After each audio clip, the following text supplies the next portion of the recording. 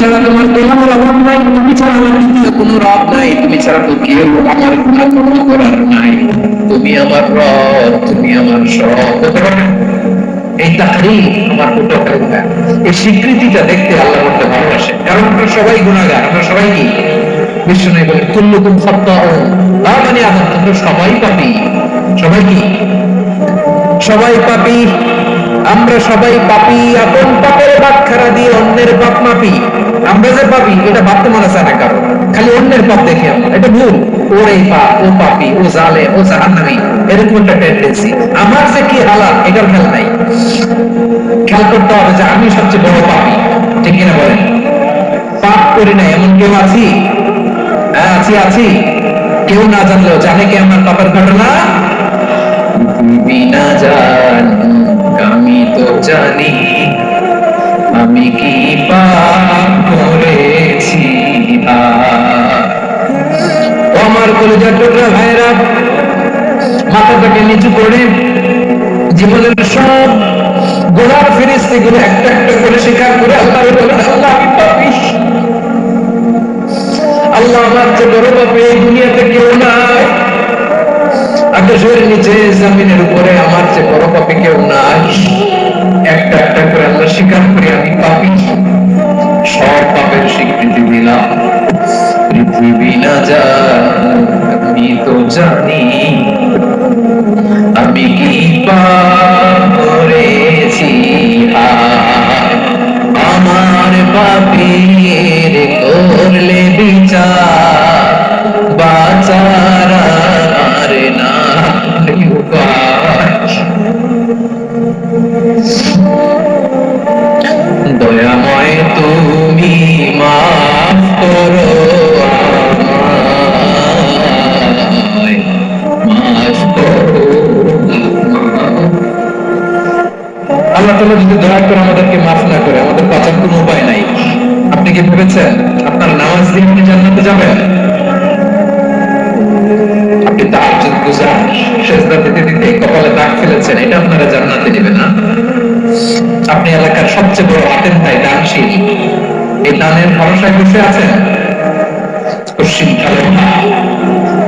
আমাদের নামাজ, আমাদের রোজা, আমাদের ইবাদত, এগুলো কি মিজানের পাল্লায় ওখানে কোনো ওজনই হবে না।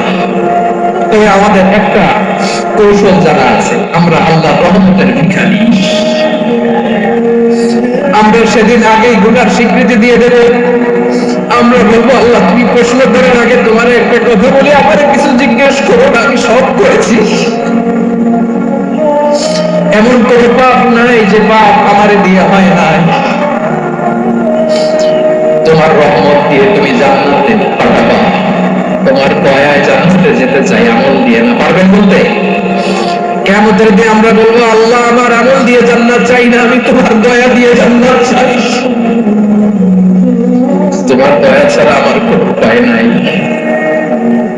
কারণ আল্লাহ যদি বিচার করে বাঁচার কারো উপায় নাই। আল্লাহ যদি বলে ফেলেন তুই এটা করলি কেন, ওখানে গেলি কেন, কোরআনে 1000 বার নিষেধ করলাম তারপরে এই পাপে জড়ালি কেন, এরকম প্রশ্ন ছুড়ে দিলে আমার উত্তর আছে? বাঁচার কোন উপায় আছে? রোজ হাসরে আল্লাহ আমার করুণা বিচার, করুণা বিচার, বিচার চাই না তব দয়া চাই এ গুনাহগার, করুণা বিচার। আপনারা আমল দিয়ে জান্নাতে যাবেন? কি দিয়ে যাবেন? আল্লাহর দয়া দিয়ে। আল্লাহর রহম আর দয়া ছাড়া কেউ জান্নাতের চেহারাও দেখতে পাবে না। চাইবো একজন সত্তার কাছে, আওয়াজ করে বলুন তিনি কে?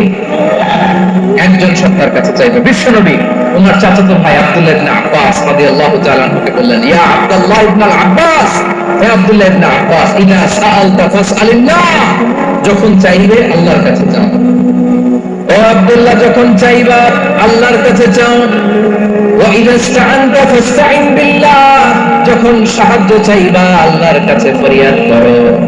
জেনে রেখো আব্দুল্লাহ, ওয়া'লাম আন্নাল উম্মাতা লাউ ইজতামাআত على أن ينفعوك بشيء لم ينفعوك إلا بشيء قد كتبه الله لك ও আব্দুল্লাহ জেনে রেখো মনে রেখো গোটা বিশ্বের সবাই মিলে যদি তোমার উপকার করতে চায় ততটুকুই তারা করতে পারবে যতটুকু আল্লাহ তোমার নসিবে সেটা লিখে রেখেছে ঠিক কিনা বলেন আর যদি গোটা বিশ্বের সবাই মিলে তোমার বিরুদ্ধে কনস্পাইরেসি করে ষড়যন্ত্র করে গোটা বিশ্বের সবাই মিলে যদি তোমার ক্ষতি করতে চায় ততটুকুই শুধু পারবে যেটা আল্লাহ তোমার জন্য বরাদ্দ রেখেছে যতটুকু আল্লাহ তাআলা তোমার জন্য বরাদ্দ রেখেছে ততটুকুই ক্ষতি করতে পারবে এর এক চুল বেশিও করতে পারবে না কমও করতে পারবে না চিল্লায় বলেন ঠিক কিনা এজন্য আমরা চাইবো কার কাছে সবাই বলেন নাই আওয়াজ করে বলেন কার কাছে সবসময় আমরা আল্লাহর কাছে চাই বিপদে আপদে সুখে দুঃখে সচ্ছল অবস্থায় অসচ্ছল অবস্থায় পরাজয়ের সময় বিজয়ের সময় সব সময় আমরা ভরসা রাখবো কার উপর সবাই বলুন একদল লোক আছে যারা বিপদে পড়লে আল্লাহরে ডাকে আছে না নাই পটুয়াখালীতে মাশাআল্লাহ নাই বিপদ আসলে আল্লাহরে ডাকে বিপদ নাই আল্লাহ নাই বিপদে পড়লে নামাজ পড়ে বিপদ নাই নামাজও নাই বিপদে পড়লে জিকির করে বিপদ যখন চলে যায় জিকিরও বন্ধ হয়ে যায় এরকম আছে না নাই কিছু লোক দেখবেন পরীক্ষা আসলে নামাজ পড়ে আছে আছে জেনজি আওয়াজ করে এরকম আছে এই কমন করে গেছে কমন করছে দেখেন পরীক্ষার সময় নামাজ পড়ে পরীক্ষাও নাই নামাজও আছে এরকম কিছু লোক আছে অসুস্থ হলে আল্লাহরে বড় ভালোবাসে আল্লাহরে খুব ডাকে অসুস্থ হইলে অসুস্থতাও নাই আল্লাহ স্মরণ নাই দেখুন কিছু লোক নির্বাচন আসলে খুব আল্লাহ হয়ে যায় তখন দেখবেন মাথার মধ্যে হেজাব লাগায় পাঞ্জাবি লাগায় আল্লাহ আল্লাহ হয়ে যায় নির্বাচনও নাই এরপরে আল্লাহর কথাও নাই আছে না নাই না এরকম হওয়া যাবে না সব সময় আমরা আল্লাহরে ডাকি বিপদে আপদে সব সময় ভরসা রাখবো আমরা একজনের উপর আওয়াজ করে বলেন তিনি কে এক কথায় আল্লাহ তাআলা আমাদের চোখে আঙ্গুল দিয়ে জানিয়ে দিলেন ফাইদা রাকিবু ফিল ফুলকি দা'আল্লাহ মুখলিসিনা লাহুদ্দিন ফালাম্মা নাজ্জাহুম ইলাল বাররি ইদাহুম ইউশরিকুন আল্লাহ বলে একদল লোক আছে তারা যখন নৌযানে চড়ে জলযানে চড়ে সাগরের মধ্যে যখন জাহাজে চড়ে লঞ্চে চড়ে তারা যখন তুফানের সম্মুখীন হয় তখন তারা আল্লাহরে বড্ড বেশি ডাকে একান্ত ভাবে ডাকে বিশুদ্ধ চিত্তে ডাকে আবার তুফান থেকে তাদেরকে সেফ জোনে নিয়ে নিরাপদ জোনে নিয়ে যখন বন্দরে আমি আল্লাহ তাদেরকে বেরিয়ে দেই ওই লোকগুলো আবার আমি আল্লাহর সাথে শিরিক করে এরকম আছে না নেই জাহাজে উঠছে সাগরের মাঝখানে তুফান ওই সময় দেখবেন আল্লাহ কারে কয় এই কথাটা আপনাদেরকে বোঝানো সহজ আপনার তো নদীর দেশের মানুষ লঞ্চে চড়েন নাই কারা কারা দেখি লঞ্চে চড়ছেন হ্যাঁ লঞ্চে চড়ে নাই এরকম একজনও নাই এখানে আচ্ছা লঞ্চে উঠছেন কে কে দেখি মাশাআল্লাহ মাশাআল্লাহ মাশাআল্লাহ ঠিক আছে আপনাদের বোঝানো সহজ আচ্ছা লঞ্চে উঠে তুফানের সম্মুখীন হয়েছেন জলোচ্ছ্বাস সবাই মাশাআল্লাহ এই ওয়াজটা আপনাদের মুখস্থ ঠিক কিনা বলেন আমার বলার দরকার নাই বলেন মাঝ নদী তুফান জলোচ্ছ্বাস জলের মধ্যে উচ্ছ্বাস ঢেউ টর্নেডো সাইক্লোন মেঘের ঘটঘটা পরিবেশ ঘুটঘুটে অন্ধকার লঞ্চ একবার এদিকে আরেকবার এদিকে ভিতরে কি অবস্থা হয় বলেন তো হ্যাঁ তখন মুসলিম আল্লাহর ডাকে হিন্দু আল্লাহর ডাকে ঠিক কিনা বলেন আস্তিক আল্লাহর ডাকে নাস্তিক আল্লাহর ডাকে ঠিক কিনা লঞ্চের ভেতর স্টিমারের ভেতর কান্নারে রোল পড়ে যায় চিৎকারের রোল পড়ে যায় সবার মধ্যে শুধু একটা আওয়াজ লা ইলাহা লা ইলাহা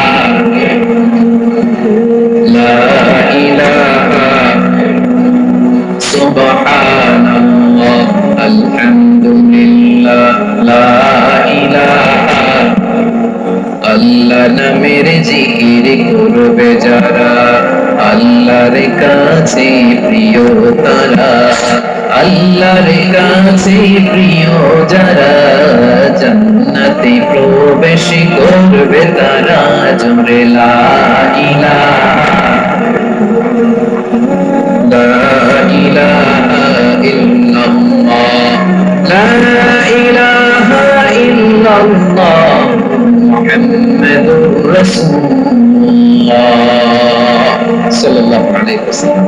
আমার প্রিয় পটুয়াখালীবাসী, তাহলে লঞ্চের ভেতরে যখন আমরা তুফানের মধ্যে পড়ি, তখন সবাই মিলে আমরা একটা নামের জিকির করি। নামটা কার? মুসলমানেরাও ডাকে, হিন্দুরাও ডাকে, আস্তিকও ডাকে, নাস্তিকও ডাকে, সবাই ডাকে একজনকে। তিনি কে?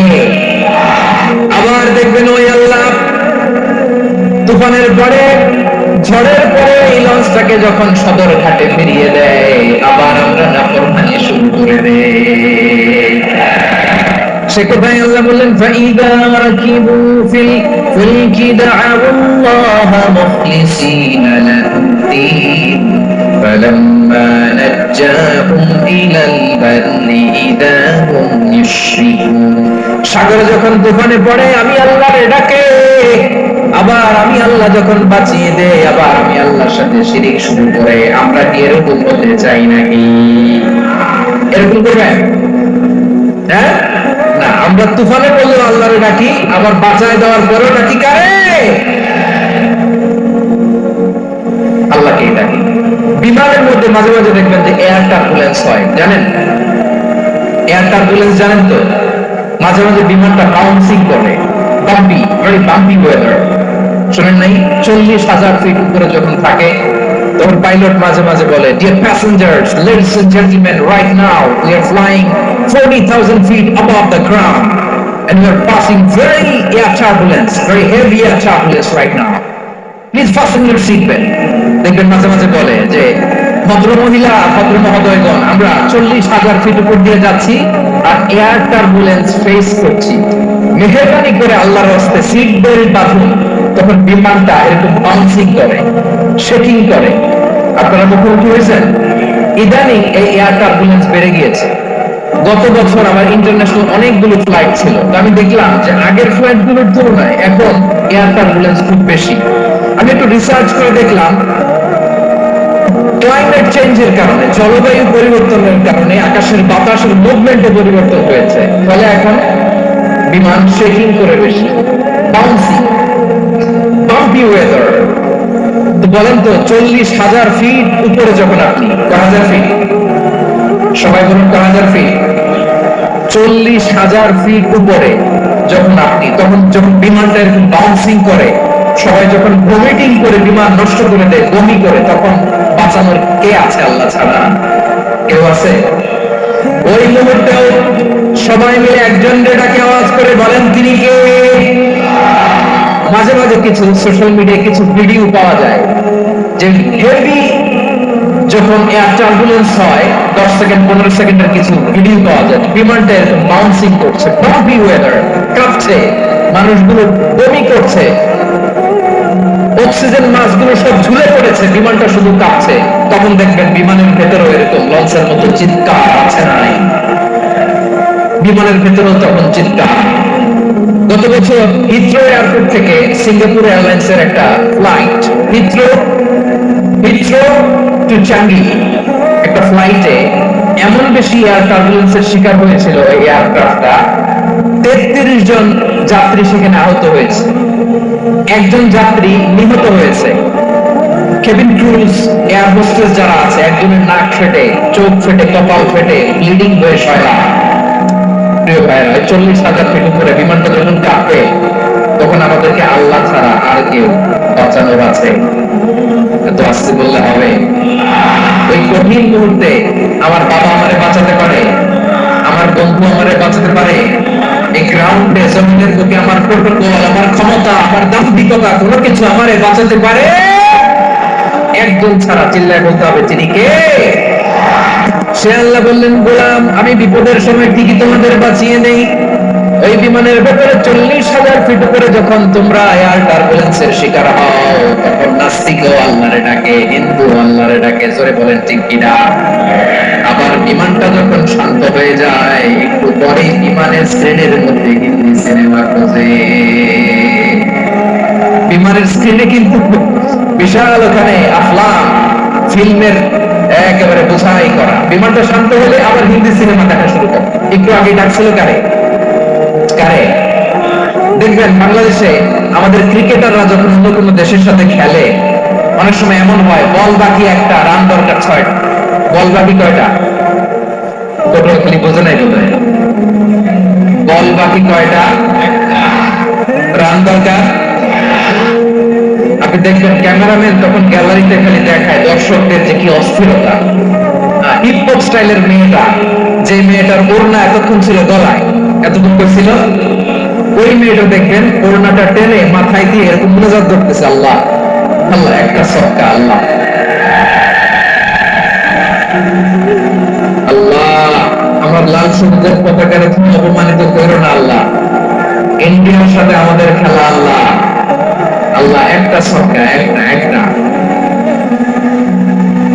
পুরো পুরো খেলা জুড়ে এই মেয়ের ওড়না ছিল গলায়, কিন্তু যখন এক বলে 6 রান দরকার, ওড়না চলে আসছে কোথায়? মাথায়। আবার মুনাজাত আছে নাই? ঠিকই বাংলাদেশের কামাল ছেলে এমন এক শট মারল, বল চলে গেল স্টেডিয়ামের বাইরে, ছক্কা, জিতে গেলাম আমরা। পুরো স্টেডিয়াম জুড়ে চিৎকার, হই হুল্লোড়, মौज মাস্তি।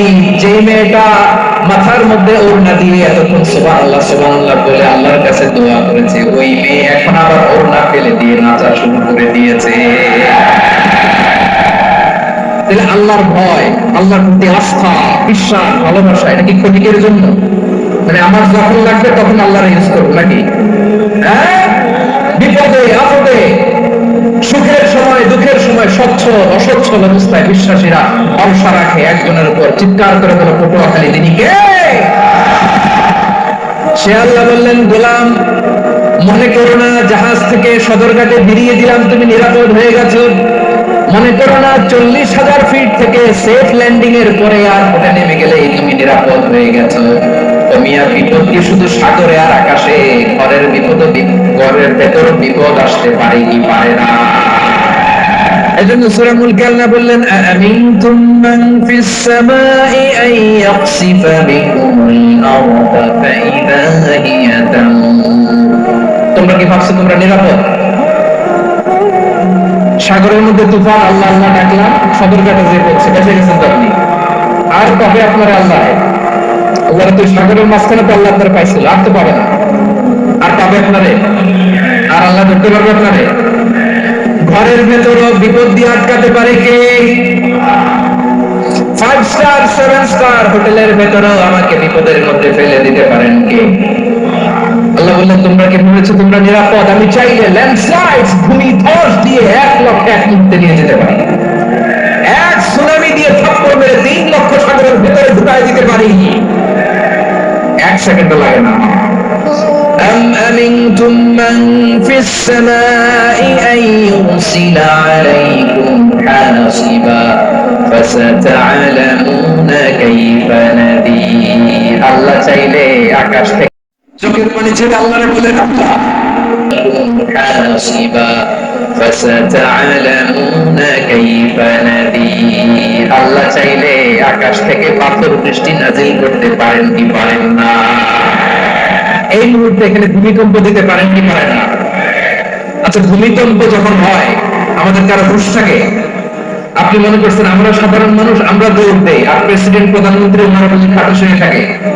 কথা বোঝে নাই বোধ হয়। ভূমিকম্প আর্থকোয়েক যদি হয়, বাঁচার জন্য আমরা কি করি?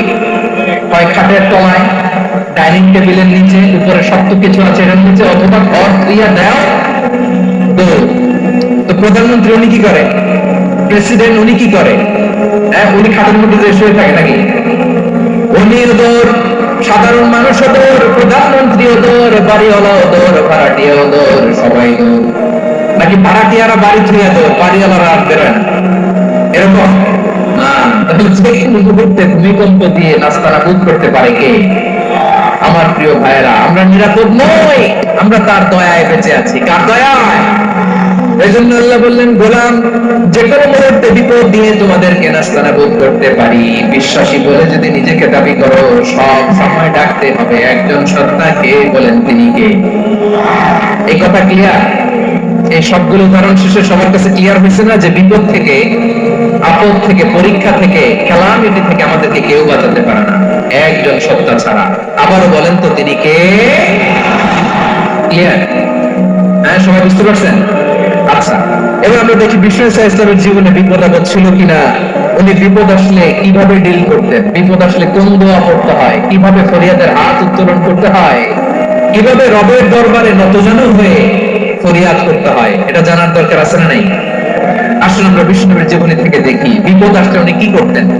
বিপদ আসলেই প্রথমে বিষ্ণু ইসলাম একটা দোয়া পড়তেন। কি পড়তেন?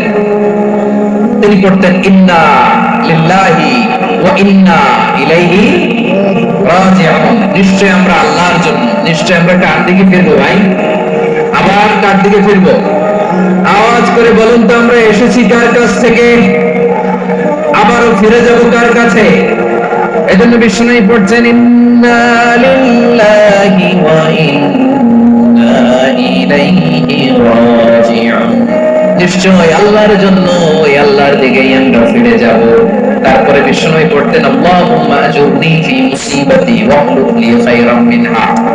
একসাথে প্রথমে পড়তেন ইন্না লিল্লাহি ওয়া ইন্না ইলাইহি রাজিউন, তারপর পড়তেন আল্লাহুম্মা আজুরনি ফি মুসিবাতি ওয়াখলুফ লি খায়রাম মিনহা। মানে আল্লাহ, এই যে আমি বিপদে ধৈর্য ধারণ করলাম, এটার সওয়াব তুমি আমারে দাও, আর যেটা হারালাম এর চেয়ে ভালো কিছু দিয়ে মেকআপ করে দিও, ভালো কিছু দিয়ে বদল করে দিও। সুবহানাল্লাহ পড়েন।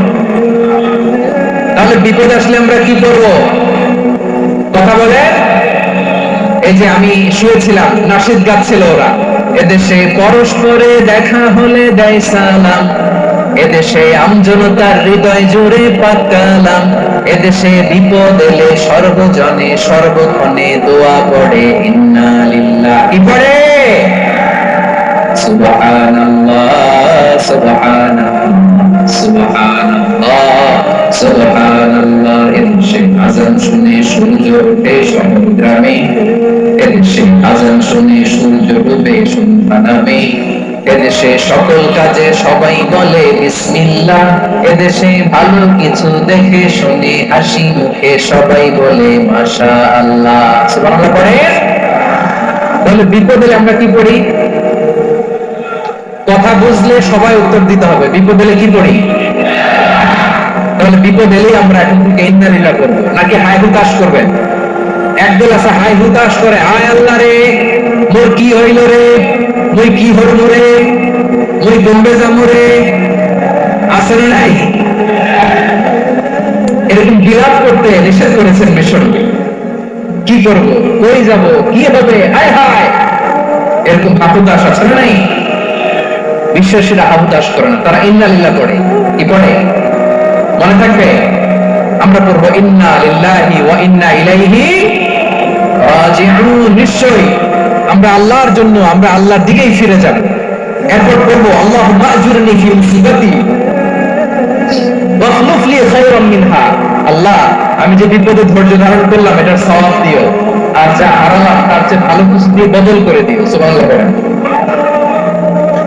বিশ্বনবীর হাদিস শুনলেন উম্মে সালামা রাদিয়াল্লাহু তাআলা আনহা, ওনার স্বামী হলো আবু সালামা। মজার ঘটনা খেয়াল করে শুনেন আমার প্রিয় কলিজার টুকরা ভাইয়েরা। কানগুলো খরগোশের কানের মতো খাড়া করে মার দিকে তাকান। সাইয়্যিদাতুনা উম্মে সালামা রাদিয়াল্লাহু তাআলা আনহা, ওনার স্বামীর নাম আবু সালামা। শ্রেষ্ঠ দম্পতি, শ্রেষ্ঠ ফ্যামিলি। প্রথমে হিজরত করেছিলেন হাবাশায়, পরে হিজরত করেছেন মদিনায়। উহুদ যুদ্ধের পরে ওনার স্বামী আবু সালামা ইন্তেকাল হলো, শহীদ হলো। সুবহানাল্লাহ। যখন আবু সালামা ইন্তেকাল করলেন, উম্মে সালামা রাদিয়াল্লাহু তাআলা আনহা কেঁদে কেঁদে হায়রান। আর নবীর শিখানো বাণী অনুযায়ী তিনি বারবার পড়ছিলেন ইন্না লিল্লাহি। কি পড়ছিলেন? মুই কই যামু, কি হরমু, এগুলো বলে নাই। কি বলছে? ইন্না লিল্লাহ। যেহেতু বিষ্ণুনবী বলেছেন, কেউ যদি বিপদের প্রথম ধাক্কায় পড়ে ইন্না লিল্লাহি ওয়া ইন্না ইলাইহি রাজিউন, আল্লাহুম্মা আজুরনি ফি মুসিবাতি ওয়াখলুফ লি খায়রাম মিনহা, তাহলে এই বিপদে যে সে যা হারালো তার চেয়ে শ্রেষ্ঠ কিছু দিয়ে আল্লাহ তার বদল দিয়ে দিবে। এই হাদিস শুনে উম্মে সালামা রাদিয়াল্লাহু তাআলা আনহা ওনার প্রাণপ্রিয় স্বামী আবু সালামার ইন্তেকালের পরে চোখের পানি ছাড়ে আর পড়ে ইন্না লিল্লাহি ওয়া ইন্না ইলাইহি রাজিউন আল্লাহুম্মা আজুরনি ফি মুসিবাতি ওয়া আখলুফনি খায়রাম মিনহা।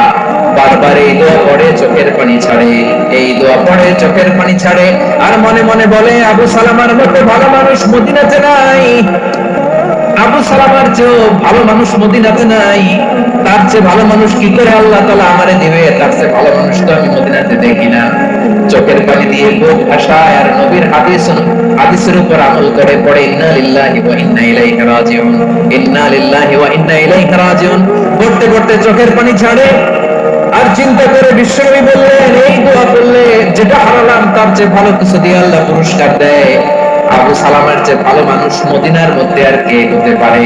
কি আজীব তামাশা, কি অবাক করা ঘটনা।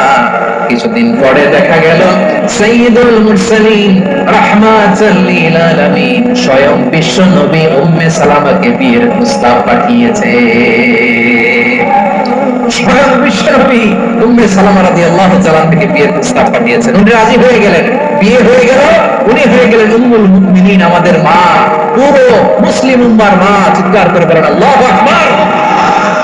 তাহলে আমার প্রাণপ্রিয় ভাইরা, বিপদে পড়লে আমরা পড়বো ইন্না লিল্লাহি ওয়া ইন্না ইলাইহি রাজিউন আল্লাহুম্মা আজুরনি ফি মুসিবাতি ওয়া আখলুফনি খায়রাম মিনহা। করবেন না? যারা যারা বিপদ আসলে এই দোয়াটা করবেন এখন থেকে আওয়াজ করে ইনশাআল্লাহ বলেন। যা হারাইছেন তার চেয়ে শ্রেষ্ঠ জিনিস দিয়ে বদলা দিবে কে? বিশ্বাস হয়? একটু সন্দেহ লাগে মনে হয়, একটু সন্দেহ আছে?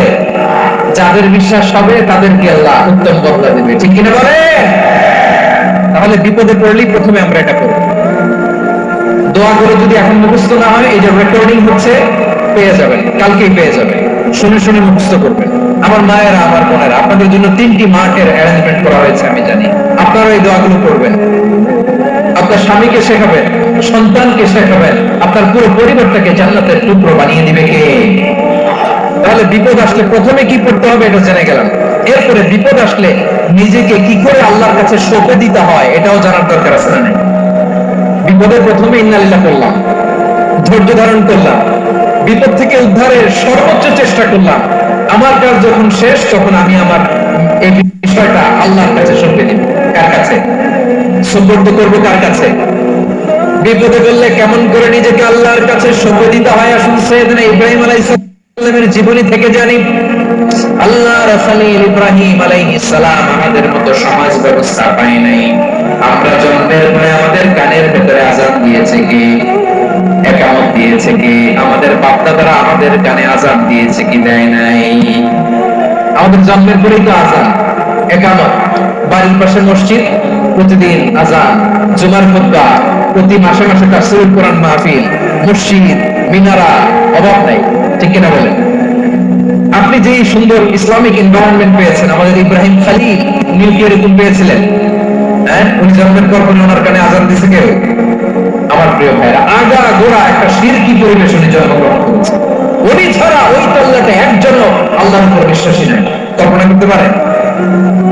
গোটা তল্লাটে, গোটা দেশে বিশ্বাসী মুমিন, আল্লাহর উপর বিশ্বাস স্থাপনকারী কয়জন? সবাই বলেন কয়জন? বাকি সব মুশরিক। বাকি সব মুশরিক নিজের সাথে নিজে সত্য বোঝাপড়া করে, অ্যানালজি করে, সেলফ কনভারসেশন করে উনি মহা সত্যের সন্ধান পেয়েছেন। উনি আকাশের তারা দেখে ভাবে মনে হয় এটাই আমার খোদা, পরে দেখে তারা নাই, মনে মনে বলে না তাইলে এটা না। আবার চাঁদ দেখে বলে চাঁদটা বড় মায়া লাগে, মনে হয় এটাই আমার রব, পরে দেখে চাঁদও নাই, হয় না এটা না। এরপরে দ্বিপ্রহরের জলজলে সূর্যটা খা খা করে গোটা পৃথিবীটারে রৌদ্র দিয়ে তাতিয়ে রাখে। তিনি ভাবলেন মনে হয় এটাই আমার রব, কারণ এটাই তো সবচেয়ে বড়। কিন্তু বিকেল বেলা ওই সূর্যটাও যখন চলে যায়, সাইয়েদনা ইব্রাহিম বলে না এটাও তো নাই, আমার খোদা যদি আমারে ছেড়ে চলে যায়, বিপদে পড়লে আমারে উদ্ধার করবে কে? এভাবে নিজের সাথে অ্যানালজি, সেলফ কনভারসেশন করতে করতে করতে তিনি মহা সত্যের সন্ধান পেয়েছেন। সুবহানাল্লাহ। সব শেষে তিনি ডিসিশন নিয়ে ঘোষণা দিলেন, ইন্নী ওয়াজ্জাহতু ওয়াজহিয়া লিল্লাযী ফাতারাস সামাওয়াতি ওয়াল আরদা হানিফান ওয়া মা আনা মিনাল মুশরিকিন। নিশ্চয় আমি এমন সত্তার দিকে মনোনিবেশ করলাম, মোকাবিকি হলাম, যিনি আকাশ বানিয়েছেন, জমিন বানিয়েছেন, আমি মুশরিক নই। পারতেন? আপনি পারতেন? কেউ নাই, লক্ষ লক্ষ মুশরিক, আপনি একা। ওনার মতো এরকম বিচক্ষণতা দিয়ে আল্লাহরে খুঁজে পাইতে পারতেন আপনি? কি ভেবেছিল? আল্লাহকে খুঁজে পেয়েছে। যখন আল্লাহর ইবাদত শুরু করলো, এই কথা ছড়ায় পড়লো চারদিকে। নমরুদ সাইয়েদনা ইব্রাহিমকে ডেকে পাঠালেন। নমরুদ বলে, ইব্রাহিম, তুমি নাকি মূর্তির পূজা না করে কোন নতুন রবের ইবাদত করো, কে তোমার রব? সাইয়েদনা ইব্রাহিম বললেন, রব্বি আল্লাযী ইউহয়ী ওয়া ইউমীত, আমি এমন রবের ইবাদত করি যিনি জীবন দেন, যিনি মৃত্যু দেন। নমরুদ বলে, ঠিক নাকি? তোমার রব জীবন দেয়, মৃত্যু দেয়, আর এটা তো আমি দেই। আমিও তো জীবন দেই, আমিও তো মৃত্যু দেই।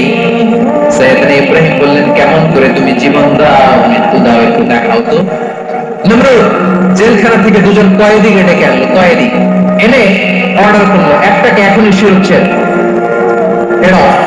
ডেথ পেনাল্টি, মৃত্যুদণ্ড দেওয়া হলো, ফিনকি দিয়ে রক্ত বেরোনো।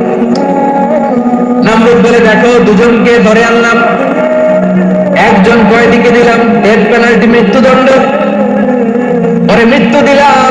আরেকজন যে দাঁড়িয়ে আছে, চাইলে ওরেও আমি মৃত্যুদণ্ড দিতে পারি, কিন্তু না, ওরে আমি দিব না, ওরে আমি বাঁচাইয়া দিলাম, ছেড়ে দিলাম, মানে জীবন দিলাম। দেখো ইব্রাহিম, তোমার চোখের সামনে একজনকে মৃত্যু দিলাম, আর একজনকে জীবন দিলাম। আপাত দৃষ্টিতে তাই তো, একজন মৃত্যু জীবন দিল, আরেকজনকে মৃত্যু দিল। সাইয়েদনা ইব্রাহিম এবার বিপাকে পড়ে গেলেন। কিন্তু এক একজন নবীকে আল্লাহ এমন উইজডম বিচক্ষণতা দিয়ে এই জমিনে পাঠিয়েছেন। মুহূর্তের মধ্যে আল্লাহ খলিল ইব্রাহিম বললেন, ফাইন্নাল্লাহা ইয়াতি বিশ-শামসি মিনাল মাশরিকি ফাতি বিহা মিনাল মাগরিব ফাবুহিতাল্লাযী কাফার। আল্লাহ খলিল ইব্রাহিম বললেন, নমরুদ, বুঝলাম তুমি জীবন দাও, মৃত্যু দাও, দেখলাম, কিন্তু আমার রব, আমার আল্লাহ প্রতিদিন সকালবেলা উষা লগ্নে ওই পূর্ব দিগন্ত থেকে সূর্যটাকে উদিত করেন, সাঁঝের বেলা, বিকেল বেলা, দুপুরি লগ্নে, সন্ধ্যা বেলা ওই দ্বিপ্রহরের জল জলে সূর্যটাকে পশ্চিম দিগন্তে ডুবিয়ে দেন। মানে সকালবেলা পূর্ব দিক থেকে উদিত করা সূর্যটাকে পশ্চিম দিকে বিকেলে তিনি ডুবিয়ে দেন। তুমি যদি পারো ওই সূর্যটাকে পশ্চিম দিক থেকে উদিত করে পূর্ব দিকে ডুবিয়ে দাও। সুবহানাল্লাহ বলবেন না? দেখেন, ইনস্ট্যান্ট ইন্টেলেক্ট, মুহূর্তে বিচক্ষণতা, উইজডম কাকে বলে? নমরুদ পারবে? নমরুদের বাপ পারবে? ওর দাদা, ওর 14 গোষ্ঠী, গোটা বিশ্বের সব ক্ষমতাধর রাষ্ট্রনায়করা একসাথে হলে পারবে? ফাবুহিতাল্লাযী কাফার পারে নাই, ব্যর্থ হয়েছে। এবার তেলে বেগুনে জ্বলে উঠেছে, রেগে মেগে আগুন বলে, ফালকুহু ফিল জাহিম। ওর সাথে তর্ক নাই, না পেরে এবার এটাকে আগুনে ফেলা। বিশাল বিশাল গাছ কেটে লাকড়ি এনে আগুনের কুণ্ডলি বানানো হলো, দাও দাও দাও দাও করে আগুন জ্বলে। আল্লাহর খলিল ইব্রাহিমকে আগুনে নিক্ষেপ করা হবে। আল্লাহর খলিল সাইয়েদনা ইব্রাহিমের হাতের মধ্যে রশি দিয়ে টাইট করে বাঁধা হলো, পায়ের মধ্যে টাইট করে রশি দিয়ে বাঁধা হলো। আল্লাহর খলিল ইব্রাহিমকে আগুনের কুণ্ডলীর মধ্যে ফেলা হবে।